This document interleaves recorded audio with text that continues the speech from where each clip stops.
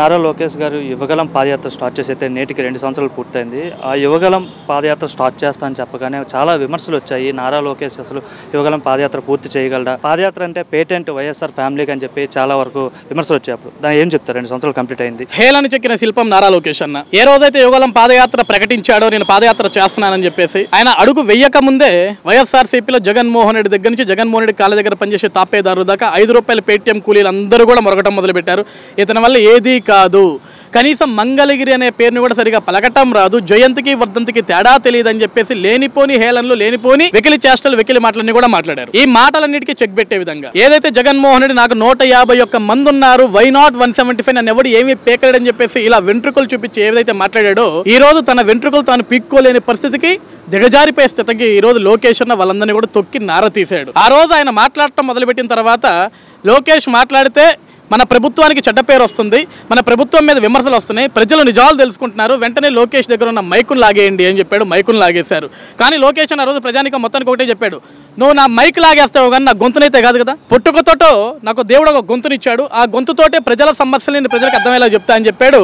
అదేవిధంగా రాయలసీమ ప్రాంతం మొత్తం కూడా మైక్ లేకుండానే మాట్లాడాడు. తర్వాత మళ్ళీ ఉన్నత న్యాయస్థానాలు పర్మిషన్లు ఇచ్చి ఆయన ప్రజల్లో తిరుగుతున్నాడు. పర్మిషన్లు ఇవ్వడిన తర్వాత ప్రతి నియోజకవర్గంలో కూడా ఏ శాసనసభ్యుడు ఏదైతే అవినీతులు చేశాడో ప్రతి ఒక్కటి కూడా ఆ శాసనసభ్యుడి పేరు వాళ్ళ నియోజకవర్గాలు చెప్పి ఆడి ఎంత దోచుకున్నాడు, ఎక్కడెక్కడ దోచుకున్నాడు, దేంట్లో అవినీతి చేశాడో మొత్తం కూడా చిట్టా బయట పెడితే దాన్ని తట్టుకోలేక మరుక్షణం లోకేష్ అన్న అక్కడ మీటింగ్ పెట్టి 5 నిమిషాలు మళ్ళీ పాదయాత్ర చేసుకుంటే 4 అడుగులు ముందుకు వెంగనే వీళ్ళు వెంటనే ప్రెస్ మీట్లు పెట్టడం. ఎందుకంటే గడిచిన 5 సంవత్సరాల్లో ప్రజల శ్రేయస్సు కోసం ప్రజల కష్టాల మీద ఎప్పుడు కూడా వీళ్ళు ప్రెస్ మీట్లు పెట్టాలి. కానీ లోకేష్ ప్రశ్నించిన వెంటనే 5 నిమిషాలు గడవక ముందే మళ్ళీ ప్రెస్ మీట్లు పెట్టడం, లోకేష్ విమర్శించడం, నువ్వు పాదయాత్ర చేస్తున్నావా, మమ్మల్ని రెచ్చగొట్టడానికి చేస్తున్నావా అన్నారు. ఆ రోజు నీకు అసలు మాట్లాడటం రాదన్నారు, అతను మాట్లాడుతుంటే భయపడ్డారు, నడవటం రాదన్నారు, అతను అడుగులు ముందుకు వేస్తుంటే లక్షలాది మందిగా ప్రజలు తరలి వస్తుంటే చూసి తట్టుకోలేకపోయారు. ప్రతిరోజు కూడా యువగలం క్యాంప్లో దగ్గర 2000 నుంచి 3000 మందికి సెల్ఫీ కార్యక్రమం పెట్టి కేవలం ఫోటోలతోటే కాకుండా వచ్చిన ప్రతి ఒక్కరు కూడా వాళ్ళ కష్టాలను వింటూ నేను మీకు అండగా ఉంటానాడు. ఆ రోజు పాదయాత్రలు ఎంతమంది అయితే ఒక నిరుద్యోగ యువతను కలిశారో, ఎవరైతే బాధించబడ్డ యువతలు ఉన్నారో, అధికారంలోకి వచ్చిన 3 నెలల్లో వాళ్ళందరినీ నేరుగా కలిశాడు, ఇంటికి పిలిపించుకున్నాడు, వాళ్ళ కష్టాలు తీర్చాడు, వాళ్ళందరికీ న్యాయం చేశాడు. ఈ రోజు కూడా మళ్ళీ ప్రజాదర్బార్ పెట్టి ఈ 7 నెలలుగా ఒక మంగళగిరి నియోజకవర్గం కాదు ఆంధ్రప్రదేశ్ రాష్ట్ర వ్యాప్తంగా వస్తున్న ప్రజానికాన్ని పొద్దున్నే 5 నుంచి 10 వరకు కలిసి వాళ్ళ దగ్గర నుంచి అర్జీలు తీసుకొని వాళ్ళ సమస్యలు మళ్ళీ నేరుగా వాళ్ళ నియోజకవర్గ ఇన్ఛార్జీలతో మాట్లాడి వాళ్ళ సమస్యలు వెంటనే పరిష్కరించడమే కాకుండా ఎక్కడికక్కడ ఇన్ఫర్మేషన్ గ్యాదర్ చేసుకుంటున్నాడు. ముఖ్యంగా ఏదైతే యువగలం పాదయాత్ర ఉందో అంటే ఓవరాల్ ఏపీ చూసుకుంటే రాయలసీమలో ఎక్కువ రోజులు నడిచింది. ఇంపాక్ట్ ఎలా ఉంది? ఎందుకంటే రాయలసీమ అంటే వైసీపీ కంచుకోట, గతంలో కూడా క్లీన్ స్వీప్ అంటే 52 స్థానాలు గెలవడం జరిగింది 54కి. సో అక్కడ ఎంతవరకు ప్రభావం చూపిందని మీరు అనుకుంటున్నారు లోకేష్ పాదయాత్ర? లోకేష్ అన్న పాదయాత్ర మొదలుపెట్టిన తర్వాత రాయలసీమలో గ్రాడ్యుయేట్ ఎమ్మెల్సీ ఎలక్షన్ మనం చూసాం. అసలు మన చేతిలో ప్రభుత్వమే లేదు కదా, ప్రభుత్వ అంతరాంగం మన దగ్గర లేదు, మన దగ్గర బలం లేదు. ఫస్ట్ ఆఫ్ ఆల్ ఆ రోజు ముఖ్యమంత్రి అతనే, ఉప ముఖ్యమంత్రులు 5 మంది ఉన్నారు, వాళ్ళందరూ హోంమంత్రులు వాళ్ళే, కింద ఉన్న క్యాడర్ మొత్తం పోలీస్ యాంత్రాంగం కూడా అతనికే పనిచేస్తే, కానీ ప్రజానికం ఆ రోజు చదువుకున్న ప్రతి ఒక్క యువత, చదువుకున్న ప్రతి ఒక్క గ్రాడ్యుయేట్ ధైర్యంగా ముందుకు వచ్చి ఆ రోజు ఎమ్మెల్సీ ఎలక్షన్ గెలిపించడానికి కారణం ఏంటి? లోకేష్ అన్న వేసిన అడుగు యువగలం పాదయాత్ర. ఎందుకంటే ఆయన పాదయాత్రలు ఇచ్చిన ప్రతి ఒక్క హామీ యువత వినడం జరిగింది. అందుకే బెంగళూరు కానీ, హైదరాబాద్ కానీ, చెన్నై కానీ ఎక్కడెక్కడైతే ఉద్యోగాలు చేస్తున్నారో వాళ్ళందరూ సొంత ఖర్చులు పెట్టుకొని వచ్చి ఆ రోజు రాయలసీమ, ఉత్తరాంధ్ర, అదేవిధంగా 3 ఎమ్మెల్సీ స్థానాలు మొత్తం కూడా గెలిచిన దానికి కారణం అంటే దానికి యువగలం పాదయాత్రే మూల కారణం. ఏ రాయలసీమలో అయితే ఈ రాయలసీమ గడ్డ నాదిన విర్రవీగడ జగన్మోహన్ రెడ్డి పులివెందుల తప్ప ఇంకెక్కడ గెలిచాడు? అక్కడ పులివెందుల తప్ప ఇంకెక్కడ గెలిచాడు? రాయలసీమలో అతను ఎక్కడెక్కడైతే అనుకున్నా మొత్తం క్లీన్ స్వీప్ అయిపోయింది, అక్కడ కూడా ఓడిపోవడం జరిగింది. చివరికి జగన్మోహన్ రెడ్డి పైశాచికత్వానికి తన సొంత జన్మనిచ్చిన తల్లి ఓటేయడానికి రాలా. జగన్ కోసం నేను జగనన్న వదిలిన బాణానని చెప్పిన చెల్లి తను కూడా జగన్ పనికి మాలోడు, ఈడి వల్ల నా బాబాయ్ చచ్చిపోయాడు, ఈడి వల్ల రాష్ట్రం నాశనం అయిపోయింది, నా అన్నను ఓడించండి చెప్పిన కారణానికి వచ్చిందంటే జగన్ ఎంత దౌర్భాగ్యుడో ఆ రోజు ప్రజానికానికి, రాయలసీమ ప్రజానికానికి మొత్తానికి అర్థమైంది. ఆ రోజు ప్రజలు బయటకు రావడానికి భయపడ్డారు, కానీ ఓట్లు వేసే రోజు వాళ్ళ దమ్మేంటో, వాళ్ళ ధైర్యం ఏంటో, వాళ్ళ సత్తా ఏంటో, వాళ్ళ నిర్ణయం ఏంటో చూపించారు. కూటమి ప్రభుత్వానికి ఒక అద్భుతమైన గెలుపునిచ్చారు.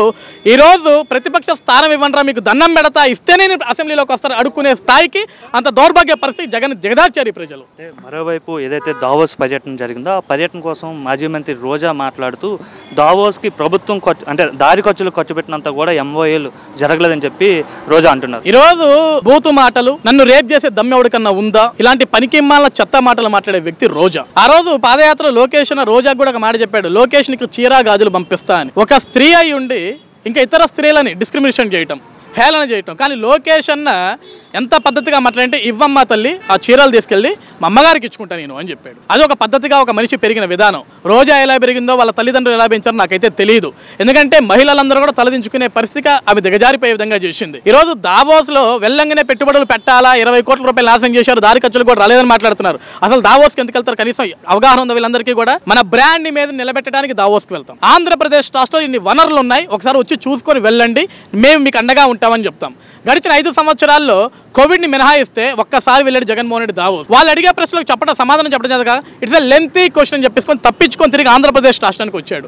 2023లో మళ్ళీ దావోస్కి పోతారా మీరంటే అమర్నాథ్ చెప్పాడు అక్కడ బీభత్సమైన చలి ఉంది, ఈ చలికి పోవడం నా వల్ల కాదు అన్నాడు. అదే చలిలో ఈ రోజు చంద్రబాబు నాయుడు గారు కానీ, లోకేష్ గారు కానీ, టీజీ భరత్ గారు కానీ, ఈ రోజు ప్రభుత్వ పరంగా వెళ్ళిన యంత్రాంగం కానీ మొత్తం తిరిగారు కదా. అందరితోటి అక్కడ ఉన్న అధిపతులతోటి, అందరితోటి ఇండస్ట్రియలిస్టులతోటి, ఏదైతే పెట్టుబడిదారులు ఉన్నారో వాళ్ళందరితో మాట్లాడారు కదా. మళ్ళీ 3వసారి చంద్రబాబు నాయుడు బిల్ గేట్స్ గారిని కలిశారు కదా. ఏ రోజున జగన్మోహన్ రెడ్డి బిల్ గేట్స్ కలిశాడా? ఇతర ఇన్వెస్టర్స్ కలిశారా? ఆంధ్రప్రదేశ్ రాష్ట్రంలో ఈడికి పెట్టే షెల్ కంపెనీలు ఎవరైతే ఉన్నారో వాడిని దావోస్ పోయి కలుస్తాడు. వాడిని కలవటం దావోస్ పోవాలా? ఇక్కడ కలవచ్చు కదా. అదేదో ఏదైతే దావోస్ లో పెట్టుబడుల సదస్సు పెట్టాడో దాని రిజల్ట్ కేవలం 2 నెలల్లో చూస్తాం. ఆ వచ్చిన తర్వాత ఈ రోజా ఏం మాట్లాడుద్దో. ఎందుకంటే రోజా ఆల్రెడీ చినిగిపోయిన పేపర్. ఆవిడకి ఆ పార్టీలో గుర్తింపు లేదు. ఆవిడకి గుర్తింపు లేదు కాబట్టి ఈ రోజు ఒక శ్యామల అని ఒక ఆవిని పట్టుకొచ్చి అక్కడ పెట్టారు. శ్యామల ఎక్కడ ఎవడ ప్లేస్ కొట్టేసిద్దా అని చెప్పేసి మళ్ళీ రోజా బయటకు వస్తుంది తప్ప అంతమించి ఆవిడ పీకేది కూడా ఏమీ లేదు. చంద్రబాబు నాయుడు గారి విజన్ కోసం రోజా మాట్లాడుతూ చంద్రబాబు విజన్ విస్తరాకుల కట్ట అని కూడా అంటున్నారు. విజన్ అంటే తెలుసా ఆవిడకి? విజన్ అంటే ఆవిడకి అసలు తెలుసా? విజన్ స్పెల్లింగ్ తెలుసా ఆవిడకి? ఈ రోజు విజన్ అంటే ఏంటో రోజా కూతురు అడగమని చెప్తుంది, రోజా కొడుకుని అడగమని చెప్తారు. ఎందుకంటే చదువుకున్న పిల్లలే కదా, చదివించింది కదా ఆవిడ కూడా. ఈ రోజు ఏ విజన్ గురించి అయితే వాళ్ళు తక్కువ చేసి మాట్లాడుతున్నారో, భారతదేశంలో ఉన్న ప్రతి ఒక్క రాజకీయ పార్టీ, రాజకీయ నేత, ముఖ్యమంత్రులు చేసిన దగ్గర నుంచి ఉప ముఖ్యమంత్రులుగా చేసిన వ్యక్తుల వరకు ప్రతి ఒక్కరు కూడా చంద్రబాబు నాయుడు గారి విజన్ గురించి మాట్లాడి గుర్తొచ్చేది హైదరాబాద్ హైటెక్ సిటీ. ఈ రోజు కూడా మాట్లాడుతున్నారు. ఒకప్పుడు కేసీఆర్ హేళన చేశాడు, కేటీఆర్ హేళన చేశాడు. ఈ రోజు అదే కేసీఆర్, కేటీఆర్ మళ్ళీ కితాబ్ ఇస్తారు చంద్రబాబు నాయుడు గారికి. ఈ రోజు రేవంత్ రెడ్డి కితాబ్ ఇస్తాడు చంద్రబాబు నాయుడు గారికి. ఈ రోజు మహారాష్ట్ర సీఎం దేవేంద్ర ఫడ్నవీస్ గారు కితాబ్ ఇస్తారు చంద్రబాబు నాయుడు గారికి. తమిళనాడు సీఎం స్టాలిన్ కితాబ్ ఇస్తాడు చంద్రబాబు నాయుడు గారికి.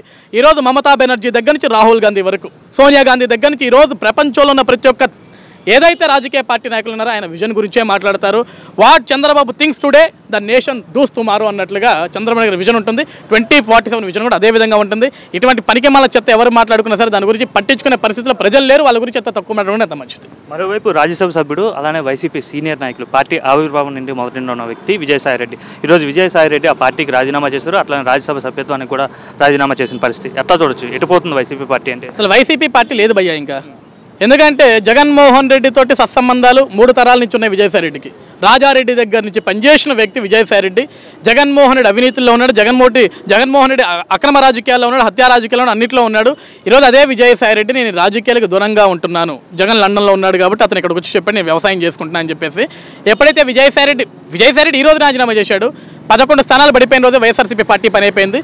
ఇక నేను ఎగ్జాంపుల్గా విజయసాయిరెడ్డి చెప్పేశాడు వైసీపీకి సినిమా లేదురా, అందరూ తట్టాబుట్ట చదువుకుంటే నా దాన్ని నేను పోతున్నా అని చెప్పాడు.